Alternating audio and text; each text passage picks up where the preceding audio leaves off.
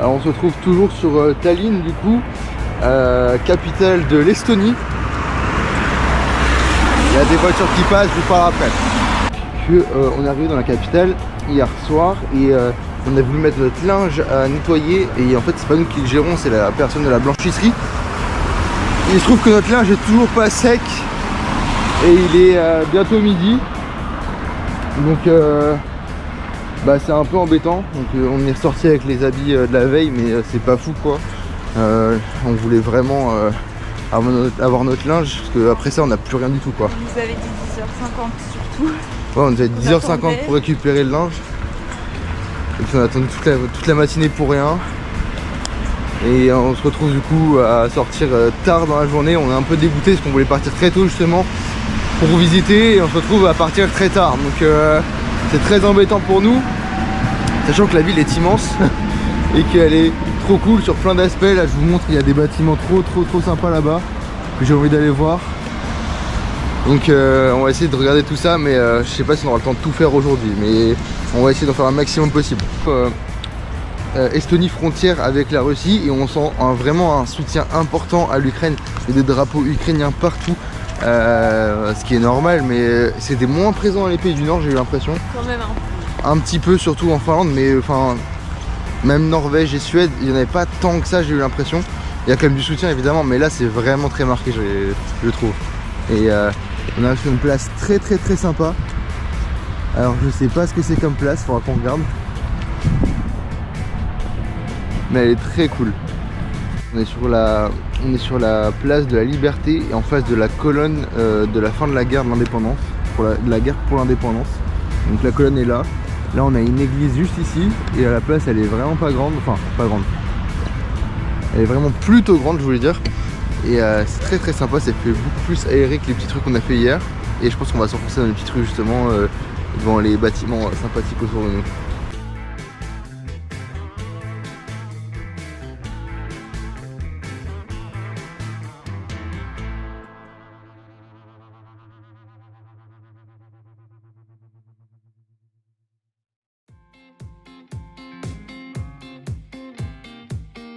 Là, on arrive devant la cathédrale orthodoxe de Alexandre Nevski.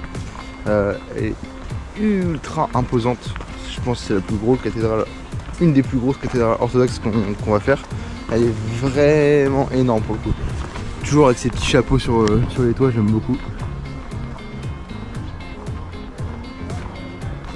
Elle est très belle de l'extérieur et on peut la visiter normalement, donc on va essayer de vous montrer ça.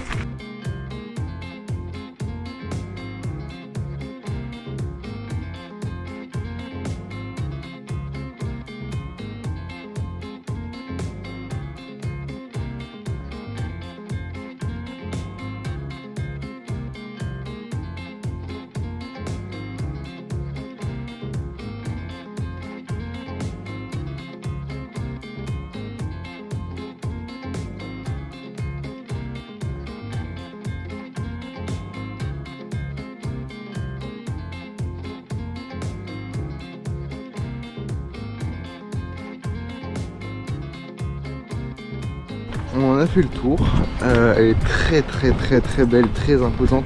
Et là on va rentrer à l'intérieur pour visiter comme je vous dis juste avant. Donc hâte de voir ce qui s'y cache et je vous filme tout ça encore une fois.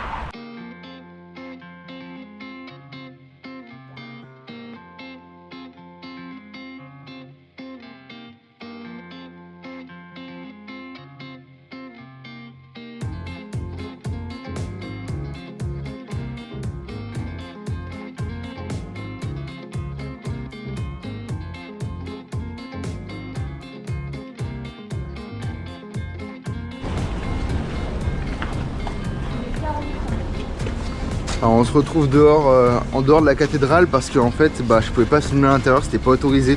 Donc vous avez eu vite fait un tout petit aperçu, mais j'ai pas filmé beaucoup plus que ça parce que je savais pas, mais c'était pas autorisé.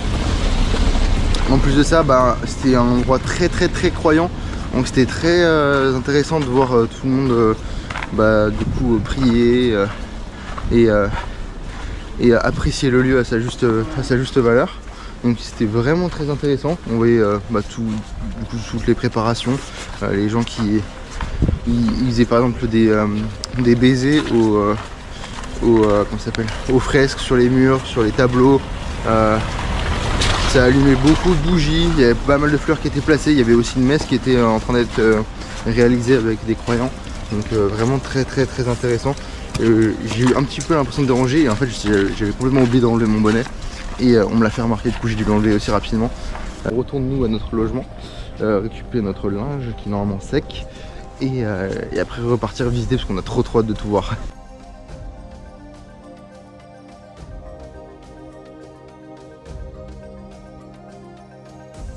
On vient de regarder quelques faits sur Tallinn avec Ella et en fait c'est une ville avec beaucoup de saunas, donc ça je sais pas si on va en faire mais il y a beaucoup de saunas à faire. C'est un centre-ville médiéval des mieux conservés qui est inscrit au patrimoine mondial de l'UNESCO. Donc c'est aussi pour ça que c'est autant magnifique avec toutes les rues pavées et tout. C'est beaucoup trop sympa. Qu'est-ce qu'il y a d'autre? Il y a aussi la nourriture qui est originale, qui est traditionnelle, merci. Je fais mon moteur de recherche des mots. Et il y avait ça, il y avait quoi d'autre? Elle est aussi à la pointe de la technologie à l'extérieur de la ville, parce que tout ce qui est pas centre-ville, du coup, c'est beaucoup plus développé. Là, c'est préservé, on va dire le côté médiéval, donc c'est des vieux bâtiments, c'est des vieilles boutiques, tout est très sympa et traditionnel comme je disais là. Et franchement, on se sent totalement dépaysé. Et comme je disais hier soir, on a vraiment fait un bond dans le temps entre du coup Helsinki qui fait une ville très moderne en Finlande et ici qui fait très vieille ville. Ça, en 2 heures de transport, c'est fou la différence en fait.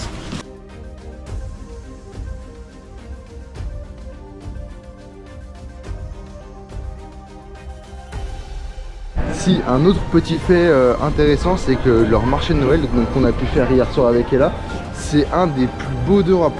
Et puis on y est retourné, là du coup on est sur la place du marché de Noël qui est très sympa. C'est vrai qu'il est chaleureux et très bien placé. Et le fait qu'on soit dans la vieille ville, ça rajoute ce côté un peu féerique en fait. Et il est vraiment trop cool.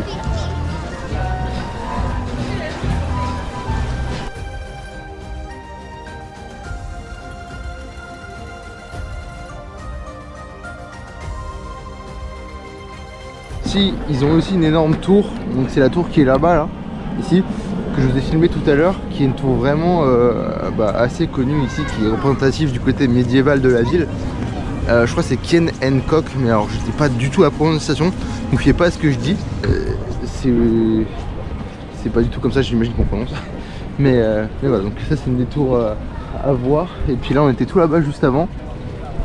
Donc la ville n'est pas si... Le centre-ville n'est pas si grand que ça, mais il est vraiment magique. Et même dans tous les cas, la ville est vraiment grande. Donc si imaginons qu'on finit le centre-ville en 2-3 heures par exemple, il y a tout le reste de la ville qui est tellement grand que je pense qu'on n'aura jamais fini aujourd'hui en réalité.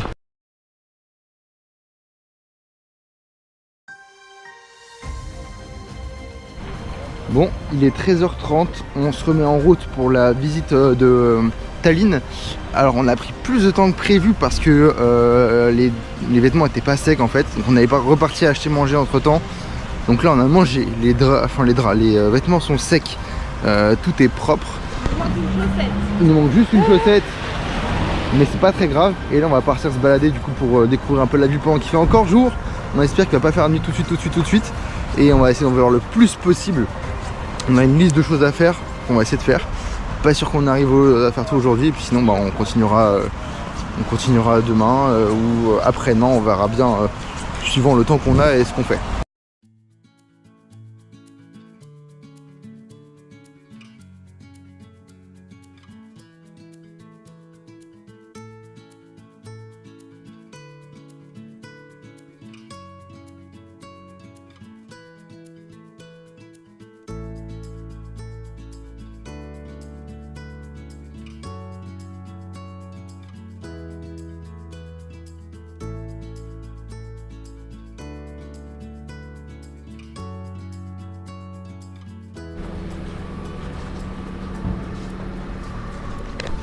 Donc là on est devant une nouvelle cathédrale qui n'a rien à voir avec ce qu'on a pu voir avant.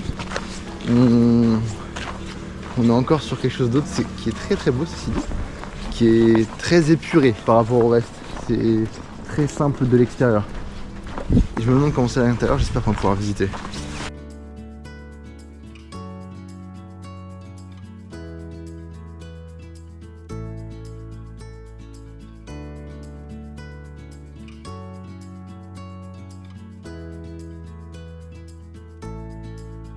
Donc encore une église orthodoxe qui est juste ici, qui est plus épurée que les autres, encore une fois.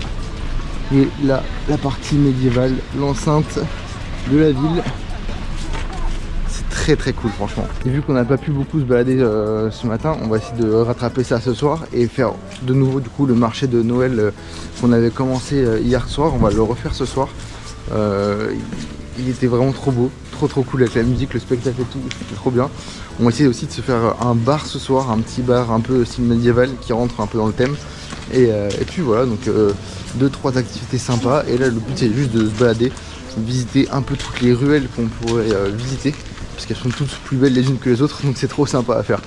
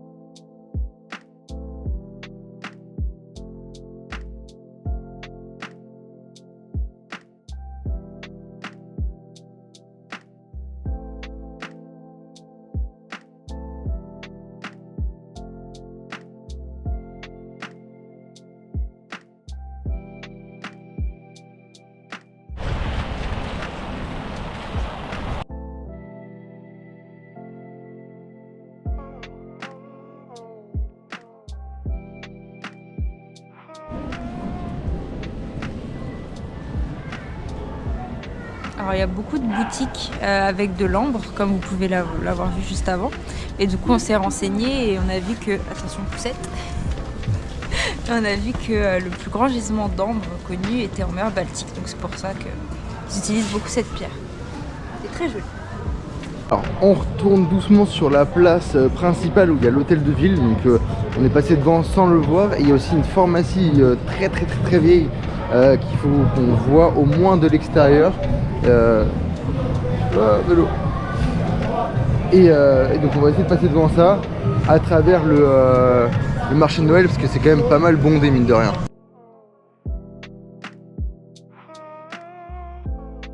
Donc malheureusement c'est pas ouvert le dimanche la pharmacie comme disait là, mais on la refera un autre jour je pense, on y retournera pour la visiter parce que c'est quand même quelque chose d'important. Elle date de 1422 la pharmacie, c'est ouf qu'elle soit encore là, donc hâte de pouvoir visiter ça, elle va être trop belle je pense. Et vous voyez juste en fait derrière nous c'est l'hôtel de ville, on est passé déjà plein de fois devant et on savait pas que c'était ça, mais c'est toute cette partie là en fait.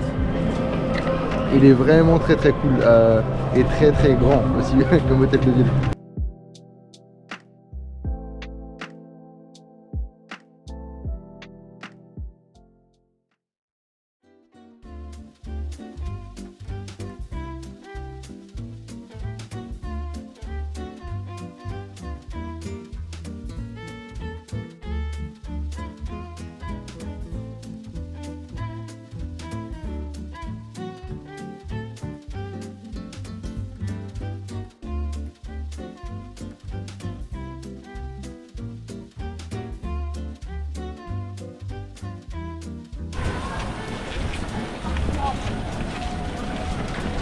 Je sais pas c'est la combienième de cathédrale / église devant laquelle on passe. On en a fait plein aujourd'hui.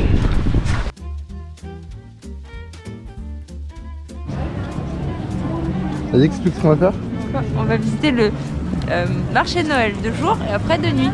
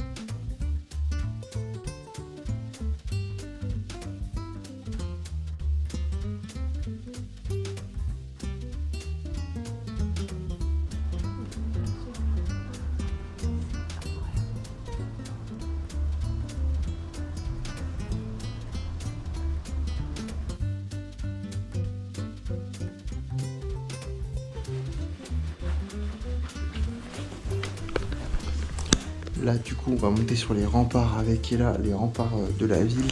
On va passer par une petite tour pour monter tout ça, donc ça va être très sympa. Un petit point de vue avant que le soleil se couche totalement, donc trop bien. Et on a hâte de voir la petite vue que va nous proposer du coup ces remparts. Pardon.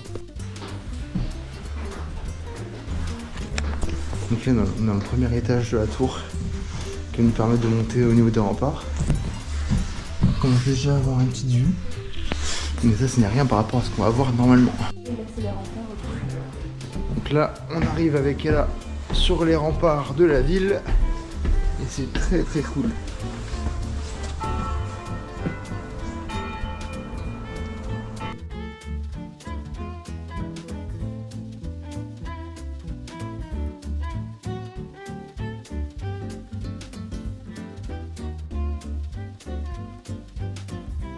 Alors on finit de monter dans la tour avec Ella pour avoir un meilleur point de vue avant de faire le reste des remparts. Et après je vous montre la suite dès qu'on a fini de monter la tour, parce qu'elle est encore bien grande.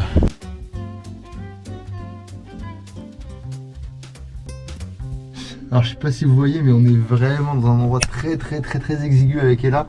Vraiment, il n'y a pas beaucoup de place. Ça monte mais sec. Les marches elles font la moitié d'une jambe. Et carrément il y a une corde pour grimper, sinon compliqué. Et hop là en haut. Ah ouais, ça va être cool. Ça c'est l'aventure ça. Même dans les capitales. Donc c'est bon, on est enfin en haut de la tour et on a des vues vraiment très sympathiques. Donc ça, c'est la partie sur laquelle on était juste avant, donc les remparts, qu'on va finir après avec Ella. Et après on a vraiment une vue sur toute la ville qui est vraiment très cool. Donc pas dégueu du tout. Hop, j'essaie de vous montrer les autres points de vue qui sont tout aussi sympas.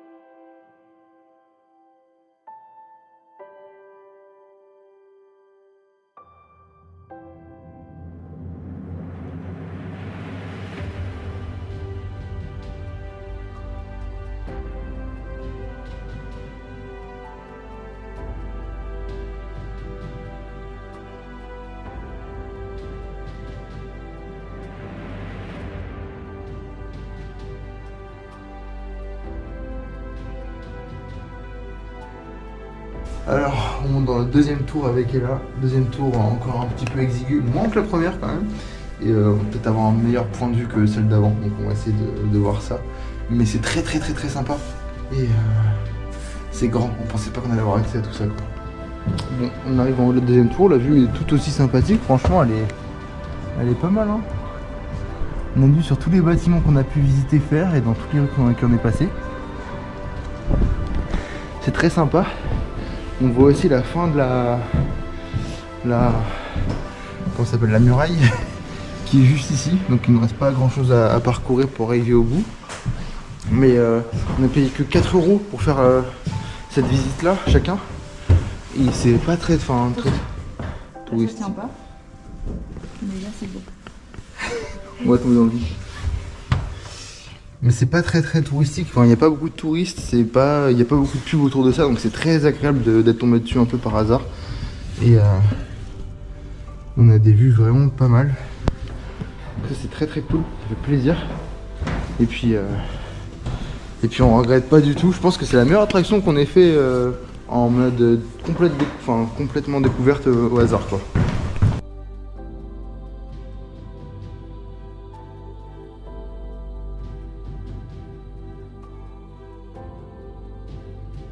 Reportage documentaire animalier à la recherche du pigeon sacré. Je vois le pigeon.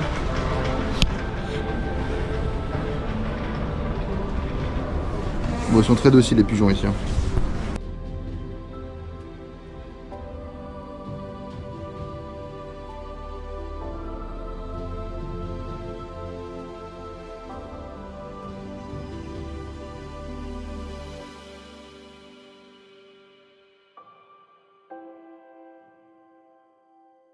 Bon, on a été des petits pigeons, encore. Non, en vrai ça va, ça a coûté 6 €. C'est des amandes à un goût, alors je ne sais plus c'est quoi le goût, mais elles sont trop bonnes. En fait, on s'est fait alpaguer par une dame, si tu veux raconter un petit peu. On regardait un peu de loin, donc la dame nous a interpellés, elle nous a demandé si on voulait goûter. On y est allé. Elle nous a fait goûter tous les goûts. Elle était très forte, elle est allée vite, elle nous a goûté tous les goûts, tout était trop bon. Ouais, moi elle m'a fait oh ton tatouage est joli. Elle a fait oh t'as un très joli visage, tes yeux marrons se marient vraiment très bien avec tes cheveux et ta teinte de peau. Est-ce que vous allez en acheter un? Bah oui, du coup oui, on va en acheter un, oui. Parce qu'en plus de ça c'était trop bon. Oui, parce que c'est très bon et pour la prestation. Ouais, la prestation est très forte. Très forte. Rien à dire. Rien à dire. Non, en vrai très bon. On a pu goûter, ouais, et on va se faire plaisir avec ça. 6 €, ça va. Mais elle est même pas sur le marché de Noël, c'est dommage. Ouais, bah, c'est ce qu'on disait. C'est pour alpaguer. On va voir ce que c'est. Ouais, ça, c'est la petite clientèle préférée.